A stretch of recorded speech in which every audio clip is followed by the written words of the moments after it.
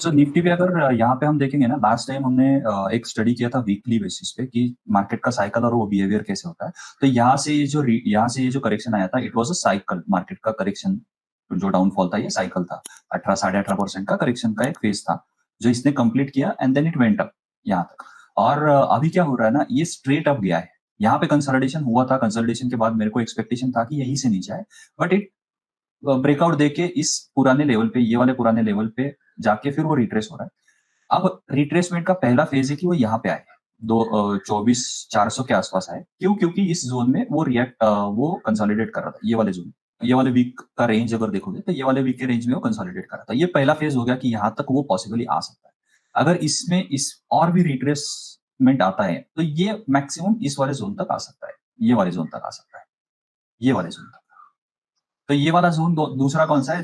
23,800 के आसपास वाला जोन है। तो पहला 24,400 और दूसरा 23,800, ये वाले जोन तक ये रिट्रेसमेंट पॉसिबल है। ये रिट्रेसमेंट हेल्दी है, इसमें पैनिक बिल्कुल नहीं है, ये पैनिक सेलिंग नहीं है। और फिर इसके बाद में वापस एक अच्छा स्विंग मिल सकता है। मैं इन्वेस्टमेंट भी नहीं बोलूंगा, इन्वेस्टमेंट तो ट्रेंचेस में हम ऑलरेडी बिल्ड कर रहे हैं, लेकिन स्विंग के लिए जो एनवायरमेंट है, तो जब रिएक्शन यहाँ से आएगा तो वो स्विंग के लिए रेडी हो जाएगा। जैसे पुराना बुल रन था, ये वीकली चार्ट है निफ्टी का, हम सेंटिमेंट एनालिसिस करते हैं वीकली निफ्टी के चार्ट पे। ये जो करेक्शन था ना, ये पुराना करेक्शन था, लास्ट वाला 2021 वाला। ये भी एग्जैक्टली 18 साढ़े 18% का था। उसके बाद में आप अगर बिहेवियर देखोगे तो जो निफ्टी है यहाँ से ऊपर गया, रिट्रेस हुआ, फिर वापस ऊपर गया, फिर वापस इस जोन में आया, और यहाँ से फिर उसने ऊपर की मूवमेंट दी है, ये वाली। तो अभी तक हम ये पहले वाले फेज में ही है जो यहाँ से बनी थी। ये वाला पहला अगर फेज देखोगे आप, अगर यहाँ से देखोगे ये वाला फेज, तो ये यहाँ से ये वाला फेज, और फिर यहाँ हम रिट्रेस हो रहे। तो एक ये हो सकता है, दूसरा ये हो सकता है, और फिर हम आगे जाएंगे।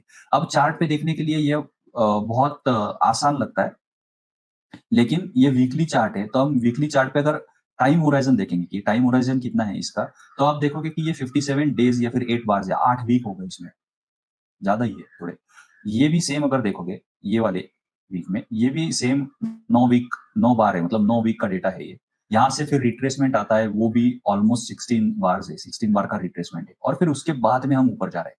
इसके बीच में पूरा का पूरा टाइम अगर देखेंगे ये कितना जा रहा है, तो इट्स ऑलमोस्ट 40 बार, 40 वीक्स का टाइम होराइजन है ये। 40 वीक्स मतलब 3 क्वार्टर हो गए। सो 3 क्वार्टर्स फ्रॉम दिस डाउनफॉल अगर काउंट करते यहाँ से, तो ये पूरा इसका लास्ट ये था कि ये लोएस्ट पॉइंट था जो अभी के करेक्शन का था। यहाँ से अगर 3 क्वार्टर्स काउंट करेंगे हम, 3 क्वार्टर्स मतलब 40 बार्स काउंट करेंगे, तो अभी हम हाफ वे थ्रू भी नहीं है। तो एक फेज, एक स्विंग कंप्लीट हो गया निफ्टी का। अब एक डाउन स्विंग आएगा, वो 8-9 वीक का हो सकता है या फिर 12 वीक का हो सकता है। तो ये उसमें से 4 वीक ऑलरेडी कंप्लीट हो गए। एक रिएक्शन आएगा, वापस थोड़ा नीचे आएगा, but this is a healthy sign और हेल्दी करेक्शन। क्यों? क्योंकि इसमें कुछ पैनिक नहीं है। अगर स्टॉक्स में देखोगे तो इन्वेस्टमेंट वाले स्टॉक्स जो है वो नीचे आ रहे हैं, but they are coming with less volume, supply बिल्कुल नहीं दिख रहा है।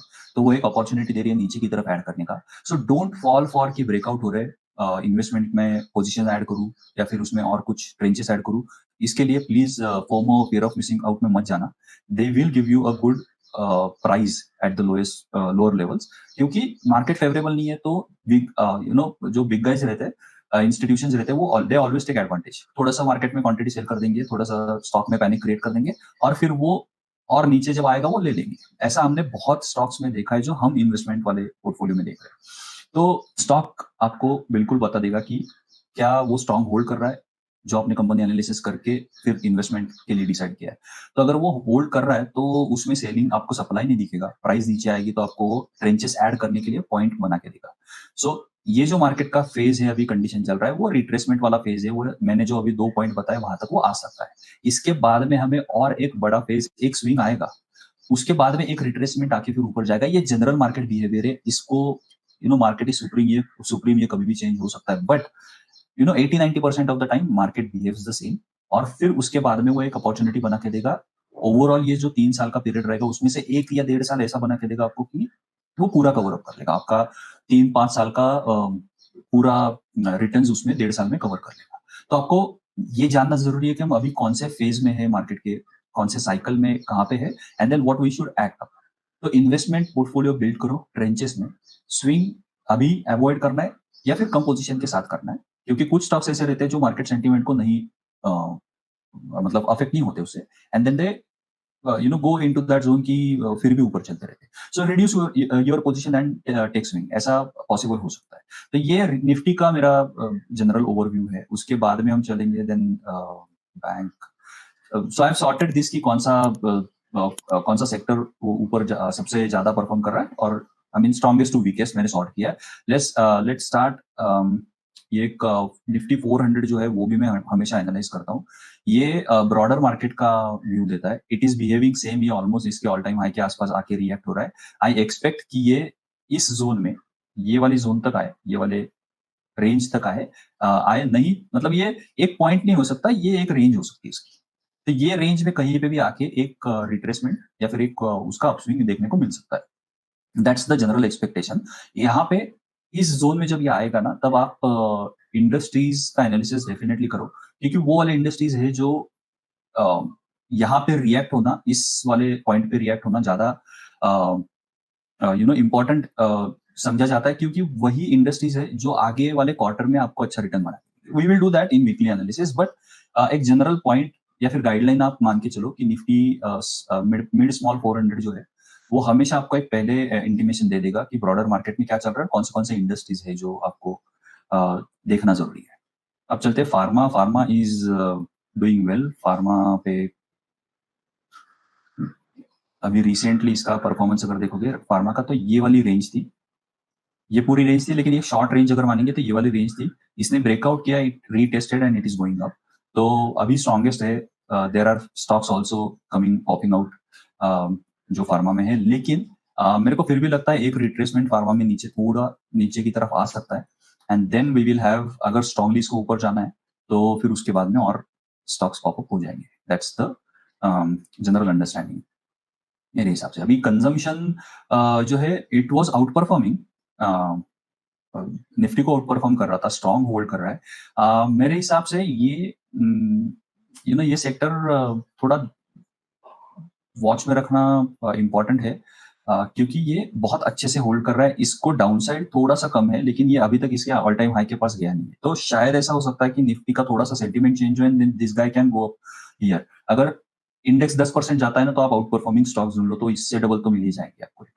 So that's the basic understanding की क्यों आउट परफॉर्मिंग स्टॉक्स हमें देखने हैं। लेकिन ये होल्ड अच्छे से कर रहा है above its 6 months average price.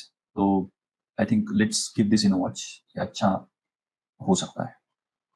Finance बहुत टाइम से आउट परफॉर्म कर रहा था, यहाँ पे बहुत अच्छे से वो फाइनेंस एंड बैंक निफ्टी, ये बहुत टेरिफिक मूवमेंट था इनका।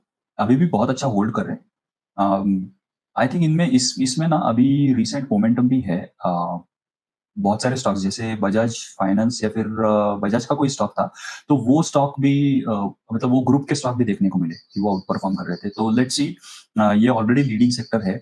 हल्का सा रिट्रेस होकर अगर कहीं पे अच्छी अपॉर्चुनिटी मिलती है इन वाले स्टॉक्स में, definitely we should go for that. FMCG is defensive sector है, वीक है, कुछ भी नहीं है इसमें। It's not holding up above its average price. ये एक रेंज तो बना रहा है, लेकिन उसको अलर्ट लगा देते हैं कि क्रॉसिंग डाउन बिलो दिस। लेकिन इसमें आई पर्सनली फील इसमें कुछ इन्वेस्टमेंट या फिर कुछ भी नहीं बन रहा है। There is nothing in this as of now. एक हल्का सा यहाँ से ऊपर रिट्रेसमेंट आया and then it's now coming back again. Outperform भी कर रहा है, भी नहीं कर रहा है निफ्टी को। बैंक निफ्टी हमने जैसे हमने फाइनेंस वाले के टाइम पे देखा था, exactly behaving like that bank Nifty भी। बहुत सारे बैंक स्टॉक्स है जो अच्छे परफॉर्म कर रहे हैं। आईसीआईसीआई आई थिंक कल हमने डिस्कस किया था, right? Yes, you were holding ICICI और इसको डिस्कस किया था, ये वाली रेंज को। इसमें ना एक महाराष्ट्र बैंक भी है, काफी अच्छा परफॉर्मेंस है, बहुत अच्छा परफॉर्मेंस है। आई मीन ये रिसेंटली मैंने एनालिसिस किया, काफी अच्छा होल्ड कर रहा है रेंज। हाँ, काफी अच्छा होल्ड कर रहा है and it is holding up about this. जो उसका एक बहुत लंबा पीरियड का कंसोलिडेशन था, उसके ऊपर ये होल्ड कर रहा है। तो ये रिसेंटली एनालिसिस किया था मैंने चार्ट के बेसिस पे। But overall sector is, these are leading sectors. तो हमें ना मेरे को हमेशा ऐसा लगता है कि लीडिंग सेक्टर्स से ज्यादा इंप्रूविंग वाले सेक्टर्स में पैसा ज्यादा बनता है। सो लीडिंग इज लाइक जो बुल रन में होता है ना कि कोई भी सेक्टर में पैसा डालो और उसमें से अगर लीडिंग में डालोगे तो वो जल्दी बनेगा, ज्यादा बनेगा। लेकिन इंप्रूविंग वाले में है ना, you will get fantastic stocks जो बहुत शॉर्ट पीरियड में अच्छा रिटर्न देके जाएंगे। So always always look for industries या फिर sectors which are improving in terms of chart पे प्राइस और outperformance, even demand supply. तो ये बैंक निफ्टी हो गया। सर्विसेस, सर्विसेस वीकली पे होल्ड करने की कोशिश कर रहा है, पर डेली पे it's weak, it's not holding up really well on daily. यहाँ पे अगर आप देखोगे डेली पे, बट वीकली पे इट शुड होल्ड, या इसके ऊपर होल्ड होना चाहिए। अगर इसके ऊपर होल्ड होता है तो then we can see some momentum in it. लेकिन अभी के हिसाब से I think compare to other sectors it's weak. Reality hold तो करना चाहिए था, बट इट्स कमिंग डाउन। हमारा एक गोदरेज प्रॉपर्टीज ना उसमें, so I think we will see if we want to hold that और नॉट। अभी तो होल्ड कर रहे हैं। यस। सो ये तो वीकली पे it's not holding up, hold होना चाहिए था मेरे हिसाब से। This can be a point. एक बार देखते कि ये वाले जोन के ऊपर अगर होल्ड करता ही है तो then we can keep this in our list. अगर नहीं करता है तो then we will rotate our money. Infra ठीक ठाक है वीकली पे, ये लीडिंग में था, ये वापस रिट्रेस डाउन हो रहा है। ये भी हमने इस जोन में डिस्कस किया था, सॉरी इस जोन में, कि अगर ये इसको तोड़ के ऊपर जाता है तो वी कैन सी दिस। लेकिन यहाँ पे होल्ड नहीं कर रहा है, again it can come down to this zone. Auto ना स्टॉक्स भी पॉपअप हो रहे हैं। मेरे हिसाब से ये रेंज बहुत इंपॉर्टेंट है, ये वाली, and it is holding up. ये वाली रेंज में होल्ड कर रहा है। आई पर्सनली फील कि इसको अलर्ट लगा के रखता है। You guys also keep a watch कि अगला, मैं इंप्रूविंग वाले की बात करता हूँ ना हमेशा, तो I think this can become the improving sector, और इसमें बहुत अच्छी मूवमेंट आ सकती है, क्योंकि ये अगर इस रेंज को ब्रेक करके ऊपर जाएगा ना तो ये इस जोन तक आ सकता है। अगेन 10% वाला मोमेंटम ये वाले जोन तक। अगर इंडेक्स 10% जाएगा तो स्टॉक्स अच्छा, बहुत अच्छा परफॉर्मेंस दिखा सकते हैं। So keep this in your list. इसके बाद में इंडस्ट्री एनालिसिस करना जरूरी है, we will go into that, but we are just going through the index. तो वो था आईटीज, कुछ भी नहीं है, पैथेटिक, कुछ है ही नहीं इसमें। It's like it is worse than FMCG. वो ऊपर गया है और वापस अभी नीचे आ रहा है, कुछ इसमें है ही नहीं। Dividend stocks, sorry dividend opportunity, ये भी होल्ड अप नहीं कर रहा है। मैं तो इसको ज्यादा फॉलो नहीं करता हूँ। एमएनसी भी नहीं होल्ड कर रहा है, बट एमएनसी आई फील कि एटलीस्ट ये इस रेंज को ब्रेक करके ऊपर गया, it can hold up this level. ये वाली रेंज जो है ना, ये यहाँ तक होल्ड करना चाहिए एमएनसी। यहाँ पे आके एक इसमें बाउंस या फिर रिएक्शन देखने को मिलना चाहिए। अगर यहाँ से रिएक्शन आता है and then if it breaks this आप, we have this again. So next swing के लिए ना ये सेक्टर्स मार्क करके रखना, क्योंकि नेक्स्ट स्विंग में इंडेक्स 10% ऊपर जा सकता है, तो then you should have the stocks from these indexes. ये भी काफी सेम बिहेव कर रहा है एमएनसी जैसा, कमोडिटीज एग्जैक्टली। इसने ये रेंज का ब्रेकआउट किया, ये वाली रेंज का ब्रेकआउट किया, and then it is coming down within this range. तो ये वाला जो जोन है, आई फील कि ये वाले जोन में वो होल्ड करना चाहिए। Let's see how it behaves. Metal and commodities I think behaves same, but metal is holding up really well. यहाँ पे मेटल सबसे पहले आउट परफॉर्मिंग में आया था जब इसने ये रेंज ब्रेकआउट की थी। फिर बाद में वो यूएस का ये आया था, टैरिफ वॉर चला था, उसकी वजह से ये डैमेज हो गया। अगर वो नहीं होता ना तो यही से मेटल ऊपर जाता। आई थिंक संदुमा was the stock we were looking at this time. अच्छा परफॉर्म कर रहा था, लेकिन अभी भी काफी अच्छा होल्ड है इसका। यहाँ पे इस वाले रेंज में काफी अच्छा होल्ड कर रहा है। ये सेम बिहेवियर देखने को मिल सकता है कि इस जोन तक आएगा and then it will go up. So let's keep this in the list. हाँ, पीएसयू बैंक का कंपेयर टू बैंक निफ्टी या फिर बैंक निफ्टी वाले जो स्टॉक्स है, कंपेयर टू दैट ये वाला थोड़ा सा इंप्रूविंग में आएगा। That was the leading sector, but ये इंप्रूविंग में है। It came up, it is holding up this level. ये रेंज जो है ये होल्ड कर रहा है। Even if it comes down यहाँ तक आ सकता है and then it can move up. तो इसमें ध्यान रखो, this can be a improving sector. अगर ये यहाँ से नीचे जाता है ना तो आई थिंक स्ट्रक्चर डैमेज हो सकता है इसका। फिर स्टॉक्स भी रिएक्ट करना चालू करेंगे। ऑलरेडी बहुत सारे स्टॉक्स रिएक्ट कर रहे हैं, बट इसके नीचे जाएंगे तो थोड़ा सेलिंग देखने को मिल सकता है। I think it is better to be conscious. अगर आप एनर्जी सेक्टर में कोई होल्ड कर रहे हो, कुछ होल्ड करके रखा है, तो स्टॉक्स पे ध्यान देना, डेफिनेटली ध्यान देना। अगर उसमें सेलिंग या फिर सप्लाई कुछ दिख रहा है ऑन वीकली, निकल जाना उसमें से। मीडिया पहले से वीक था, आई मीन इट ट्राइड कि उसके 6 मंथ्स एवरेज प्राइस के ऊपर जाए एंड देन होल्ड करे, but it is again holding lower level at this range. तो यहाँ पे इंपॉर्टेंट है कि वो इस रेंज को होल्ड करे, अगर नहीं करता है तो then we have break down of the structure, फिर स्टॉक्स भी रिएक्ट करना। I think most of the stocks have already reacted की सेलिंग साइड पे। देखते हैं अभी इसका आगे का बिहेवियर कैसे आता है। So we have gone through the indices, let's quickly go through the industries. So generally मैं क्या करता हूँ ना, this is the stock health पे इंडस्ट्री पेज है। How I do it, I will tell you. The first thing I do is कि यहाँ पे जो इंडस्ट्री सेक्शन में उसमें जाता हूँ and then I go weekly. पहले तो मैं देखता हूँ कि वाटर मतलब कौन से पहले 5 इंडस्ट्री जो है जो यहाँ पे लिस्ट आउट हो रही है। ये top 5 industry currently being bought by the big players. तो उसमें डिमांड सप्लाई रेशो का कैलकुलेशन आता है, उसका स्ट्रक्चर वीकली क्या है, ट्रेंड क्या है, वो आउट परफॉर्म कर रहा है कि नहीं, एवरीथिंग कम्स कंसिडर्स, और फिर उसके बाद में इसकी लिस्टिंग होती है यहाँ पे। सो यहाँ पे ना बेसिक इंफॉर्मेशन क्या है कि दिस आरआरजी जो स्टेटस है ना, this status is for the industry which you are looking.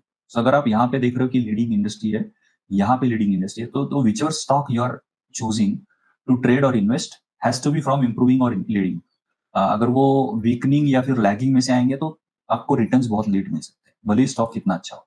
तो ये हो गया। So what I will do is first मैं इस पे क्लिक करता हूँ, देखता हूँ इसका स्ट्रक्चर क्या है। मैं हमेशा एक चीज इसमें ये देखता हूँ कि ये वाला अगर आप ये वाला पॉइंट देखोगे ना, ये वाला पॉइंट, तो ऐसे स्ट्रक्चर में मैं हमेशा इन्वेस्ट या फिर ट्रेड स्विंग ट्रेड करने की कोशिश करता हूँ, क्योंकि दिस इंडस्ट्री हैज बीन कि ये नीचे थी and then it tried to go up, वापस नीचे and then now it is holding up यहाँ। सो लाइकली कि ये इंडस्ट्री आगे जाके एक अच्छा परफॉर्मेंस दे सकती है।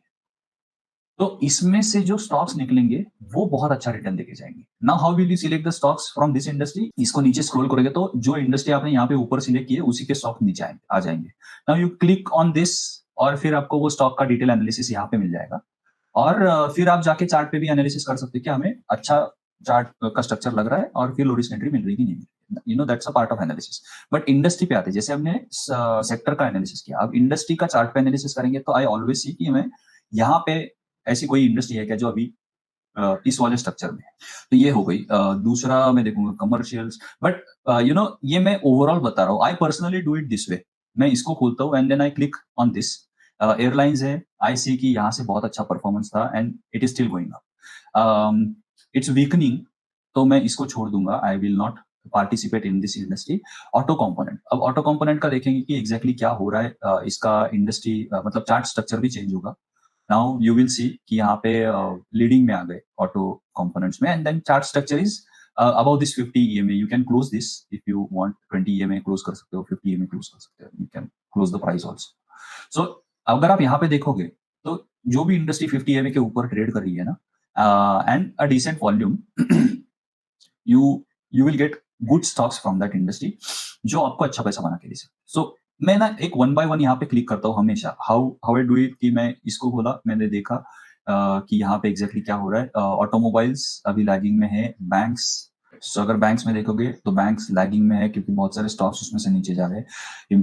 बेवरेजेस में देखेंगे, बेवरेजेस लीडिंग में है। So you can find stocks from this list की कौन से स्टॉक्स है जो हमें दे सकते हैं अच्छा रिटर्न। ये 1 by 1 में क्लिक करके इसमें से इंप्रूविंग और लीडिंग ये इंडस्ट्रीज में साइड में करता हूँ, और मैं उस इंडस्ट्री का डिटेल एनालिसिस करता हूँ। उस इंडस्ट्री वाले स्टॉक्स में मैं लिस्ट निकालता हूँ कि हाँ, इस इंडस्ट्रीज के अगर मैं स्टॉक्स निकालूं तो मेरे को शायद ऐसे स्टॉक्स मिल जाएंगे जो आउट परफॉर्म भी करेंगे, and then they will give me a good return in short period. इसके साथ market sentiment is very very important, क्योंकि मार्केट सेंटीमेंट अगर आप साथ में नहीं रखोगे तो यू नो जैसे अभी निफ्टी का डाउन स्विंग चल रहा है, तो उसमें आपने कितना भी अच्छा स्टॉक सिलेक्ट किया हो, you know that will sideways जाएगा, नहीं तो थोड़ा सा रिट्रेस करेगा, फिर आप फ्रस्ट्रेट हो जाओ। So market sentiment is important कि हम उसके साथ में चले। This is how I do the industry analysis कि मैं पहले तो लिस्ट निकालूंगा कि कौन से इंडस्ट्रीज है जो लीडिंग और इंप्रूविंग है, एंड फिर उसके बाद में उसके detail analysis of the sorry who were asking about any some stock. Yes Rudra, आप ग्रेविटा के बारे में पूछ रहे थे, right? So Gravita, are you looking at it for the investment और एक बिहेवियर ऑब्जर्व करना हमेशा। जो भी स्टॉक्स अभी बहुत अच्छा रैली किए थे and they fall anywhere between 40 to 65%, अगर वो वाले स्टॉक्स किसी एक रेंज में यू नो ट्रेड कर रहे हैं, मतलब after doing the company analysis and quarterly results analysis. Chart पे अगर ऐसा हो रहा है, these stocks are likely to give you good returns, क्योंकि वो पहले भागेंगे अपने ऑल टाइम हाई के पास। This is a general observation जो हिस्टोरिकली प्रूवन है कि ऐसा होता है हमेशा। एवरी बेयर मार्केट के बाद या फिर एवरी करेक्शन के बाद ये बिहेवियर आपको देखने को मिलेगा। So keep watch on this. ये स्टॉक उसी में से एक है। मैंने इसका डिटेल एनालिसिस फंडामेंटल और क्वार्टरली रिजल्ट्स का नहीं किया, but based on chart I can see यहाँ पे क्या हो रहा है कि इसने एक रेंज बनाई है। This is the range. अब ये रेंज जो बनाई है इसने, ये वाली रेंज, अब इसमें क्या है, इट्स अगेन देखो 35% वाली रेंज है। You can start after doing the fundamental and quarterly result analysis. You can start doing investment in this range. एक ट्रेंच ऐड करो। अगर ये स्टॉक ये वाले जोन में वापस जाएगा एंड यहाँ से हल्का सा रिट्रेसमेंट देगा और फिर यहाँ पे आपको एक बुलिश वाला कंफर्मेशन मिलता है, डिमांड डेवलप होते हुए दिख रहा है, या फिर कहीं पे इस जोन में डिमांड डेवलप हुआ है, ये वाला है, ये वाला है। अगर वो इसी डिमांड को होल्ड करने की कोशिश करता है, if it tries to go up about this, तो यहाँ पे वापस एक रेंज आपको ऐड करने का मौका मिल जाएगा। So your first range can be यहाँ पे शायद एक, मतलब अभी एक ऐड किया आपने, सेकेंड रेंज आपने यहाँ से रिएक्ट होने के बाद यहाँ पे ऐड किया सेम इसी रेंज के आसपास, and then the third range would be अगले क्वार्टर में जब ये सबके साथ कंफर्मेशन देगा कि it is going about this range, closing about this range, और फिर वो वापस इस जोन के आसपास कहीं पे आपको फाइनल एंट्री देगा, तब आप इस स्टॉक को राइड कर सकते हो इन्वेस्टमेंट के हिसाब से। यहाँ पे you just need to make sure that you invest in tranches to reduce your risk and with also get the confirmation कि हाँ चलो जो हमने सोचा है वैसे ये स्टॉक बिहेव कर रहा है। इसका और एक रीजन क्या है कि investment stock generally you hold it for 1.5 year 2 years, तो उसके बीच में पहले 6 महीने तो आपको इन्वेस्टमेंट के लिए देने पड़ेगे कि आप ट्रेंचेस में इन्वेस्ट करो, and then Now, defense sector is in profit booking mode or the trend changing, so that GRSE को change? No, so it depends on the which stocks, क्योंकि मार्केट स्ट्रक्चर जो हमने अभी डिस्कस किया ना, so market is एक correction हुआ है, उसके बाद में करेक्शन के बाद एक रिट्रेसमेंट भी आया। इफ यू वॉच कि मैंने निफ्टी में क्या कहा था कि ये करेक्शन हुआ, ये वाला, ये करेक्शन के बाद ये एक स्विंग आया है। नाउ द स्विंग इज कि हम डाउन स्विंग में है। यहाँ पे क्या होता है हमेशा कि जो लोग इस जगह पे अटके हैं वो पहले सोचते हैं कि मेरा स्टॉक जो है मेरे कॉस्ट टू कॉस्ट पे आया है तो मैं निकल जाता हूँ, तो यहाँ पे वो भी होता है। कुछ लोग ऐसे होते हैं जिन्होंने यहाँ पे बाय किया है, वो भी निकलेंगे। तो यहाँ पे दोनों जगह पे दो बार सेल, दो लोग हैं जो सेल कर रहे हैं, एक तो जो पुराने फंसे हुए, दूसरे जो स्विंग में प्रॉफिट बुक कर रहे हैं, क्योंकि हर एक को ये डर है ना कि यार ये ऑल टाइम हाई के पास आया है तो कुछ ना कुछ तो रिएक्शन होगा, तो यहाँ पे प्रॉफिट बुकिंग तो डेफिनेटली होगा। लेकिन मार्केट के स्ट्रक्चर के हिसाब से अगर आप पूछोगे तो अभी तो एक रिट्रेसमेंट डाउन स्विंग वाला आएगा, वो यहाँ दो वाले पॉइंट्स जो मैंने बताया वहां पे कहीं पे आके फिर एक कंफर्मेशन देगा उल्टा स्विंग हाई वाला, मतलब स्विंग लो वाला, और वहां से एक स्विंग अप स्विंग चालू हो जाएगा। वो एक अप स्विंग चालू होगा and then it will retrace and then go up, तब जाके आपको ये वाली रैली मिल जाएगी, दिस वन, ये वाली रैली मार्केट में। बट अभी के हिसाब से मार्केट स्ट्रक्चर के हिसाब से you need to build investment positions. एक तो ये हो गया, जो आपने स्विंग वाले पोजीशंस लिए थे वो इस जोन में मार्केट सेंटीमेंट के हिसाब से इस जोन में आपको कहीं ना कहीं बहुत अच्छे रिटर्न दे रहे थे, तो वो बुक करने चाहिए थे। नहीं किए तो आप स्विंग के लिए ज्यादा एसएल बड़ा एसएल मत रखो, आप निकल जाओ छोटे लॉस में या फिर छोटे प्रॉफिट में, एंड देन वेट की सेंटीमेंट चेंज हो and then you enter into new positions. ये पॉसिबल है। सिल्वर टच टेक्नोलॉजीज, तू इसमें क्या देखा इन्वेस्टमेंट? हाँ इन्वेस्टमेंट, बट अभी तक कंफर्मेशन नहीं है, it is just first time. हाँ सो लेट जस्ट इसमें वॉच लिस्ट के लिए, वॉच लिस्ट पे रख। आई मीन प्रमोटर होल्डिंग बढ़ा है डेफिनेटली, और स्ट्रक्चर भी काफी अच्छा है। सीट यहाँ से और रिट्रेस होके वापस एक कंफर्मेशन दे रहा है, right, so something definitely happening.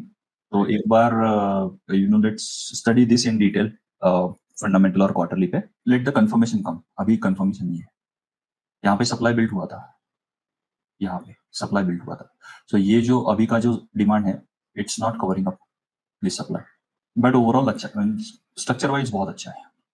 Yes, closing basis पे भी देख रहा अच्छा है, it came down and it's closing up, red और कैंडल स्ट्रांग है और इवन डिमांड ही अच्छा है। Correct, no doubt structure wise is very well holding up, कुछ डेफिनेटली अच्छा मिल सकता है देखने को कंपनी। सर फॉरेन पोर्टफोलियो ने इसमें 0.05% बढ़ाया है। अच्छा, अभी कैश इन्वेस्टमेंट आया फॉरेन पोर्टफोलियो की तरफ। अच्छा, नो सो यही है ना, see that is the reason, क्योंकि आपको डिमांड क्यों दिखेगा चार्ट में, बट अल्लाह इसमें प्लेजिंग है, इसमें 3% का प्लेज है। हाँ 2.92 हाँ. या 3% का प्लेज है. Even number of share holders बहुत कम है, तो ये कैसे सिग्निफाई होता है? मतलब इवन यानी प्रमोटर होल्डिंग के यहाँ पे जाते हैं ना, तो नंबर ऑफ शेयर होल्डर्स 1582 इतना ही है, तो ये मैनिपुलेशन हो सकता है क्या? देखता हूँ. इसका रिजल्ट भी अच्छा है यार. मैं तो रिजल्ट देख रहा था अभी. हाँ, मैंने एक्चुअली फंडामेंटल्स देखे उसके, हाँ, तो बाकी it is looking good. Sales growth भी अच्छा है. इसमें प्रमोटर भी बढ़ा रहा है 74%. अरे प्रमोटर के पास आई मीन 74%, 75% ऑलमोस्ट. हाँ. नंबर ऑफ शेयर होल्डर्स की तो क्या I mean what are you looking at, क्या बोल रहे थे? जो सबसे नीचे लाइन है नंबर ऑफ शेयर 1582 है, तो ये नंबर बहुत ही छोटा है वैसे कंपेयर टू अदर कंपनीज. मैं इस पे ज्यादा जानने की. और ये ना पब्लिक से भी ज्यादा इंपॉर्टेंट है कि कोई FIDI अगर खरीदा है. राइट. आई मीन ये भी कुछ इट्स नॉट बैड कि ये कौन है जो शायद ना इस कंपनी में 5 करोड़ के ऊपर जो पैसा लगाते हैं उनको डिक्लेयर करना पड़ता है कि उन्होंने खरीदा है. तो शायद ये लोग ओके. तो ऐसा कुछ तो है, उसका एक क्राइटेरिया है. आई एम नॉट श्योर कि एग्जैक्टली क्या है, बट ऐसा कुछ तो है जहाँ पे उनको डिक्लेयर करना पड़ता है कौन सी कंपनी में उन्होंने पैसा दिया.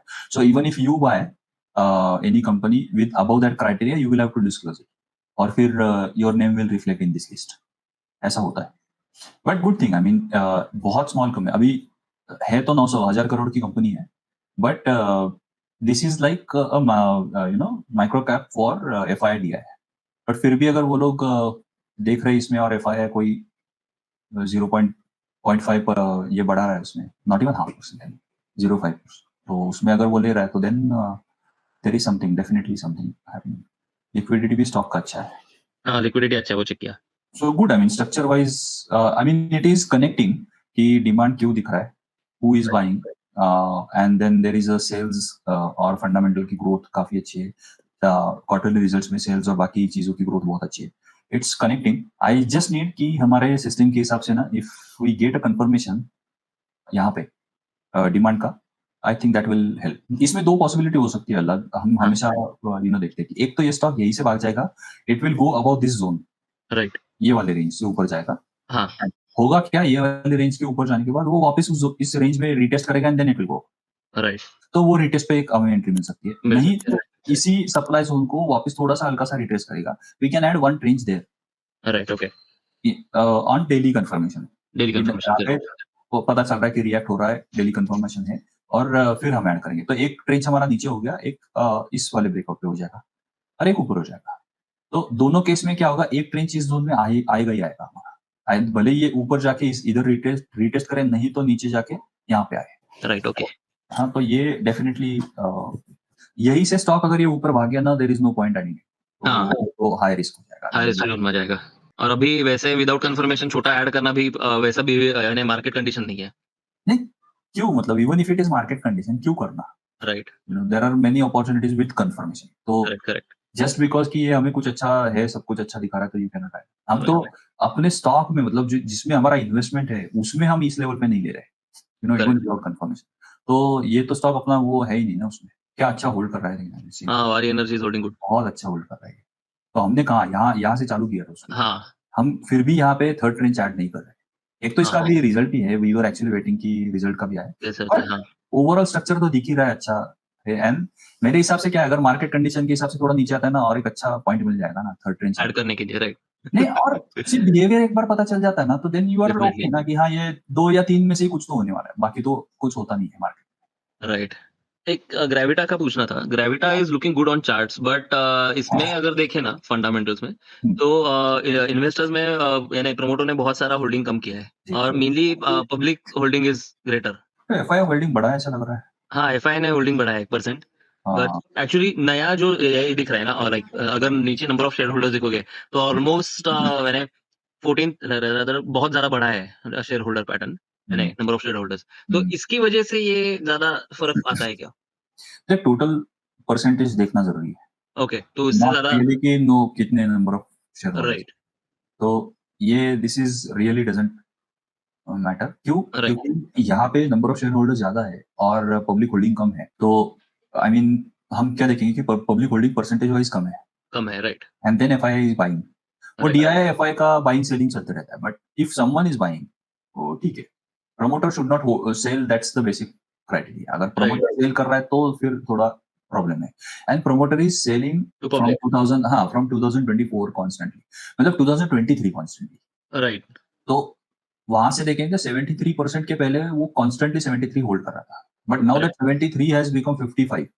राइट तो year on year they are selling. और इट्स नॉट अबाउट कि तुम कहीं पे जाके ये डेटा देखो, अल्लाह you can see this here, wow see this, ये दिख रहा है। आई मीन क्या है ये? यस I mean, हाँ ये देखो ना, आई मीन दिस राइट ये वाला एक हो गया। एंड देन यहाँ पे इंटीमेशन है there is something is happening.